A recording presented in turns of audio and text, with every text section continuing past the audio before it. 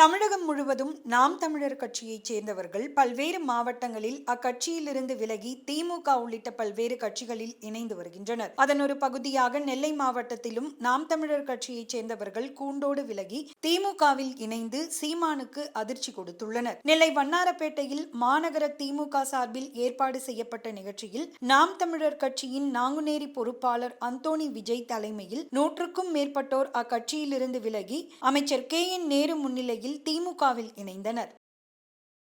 9 வருடங்களா நாம் தமிழர் கட்சியில மத்திய மாவட்ட செயலாளராக பயணிச்சிட்டு இருந்தேன். அங்க நிர்வாக சீர்கேடுகள் அப்புறம் மாற்று அரசியல்னு நம்பி வந்தேன். பட் மாற்றம் அவருக்கு மட்டும் தான் மாற்றமா இருக்க தவிர மற்ற மக்களுக்கு மாற்றம் இல்லை. அதனால எங்க அப்பா காலத்துல இருந்து நாங்க எல்லாமே திமுக தான் இருந்தோம். நானும் 18 வயசு வரைக்கும் திமுக தொண்டை போட்டு பூத்துல ஓட்டு கேட்டு இருந்தோம்னா பூத்துல இருந்தோம்னா ஒரு 2009க்கு அப்புறம் அவர் பேச்சை கேட்டு அங்க போய் மறுபடியும் நான் தாய் கழகத்துல தான் இணைகிறேன். வேற எங்கேயும் போகல.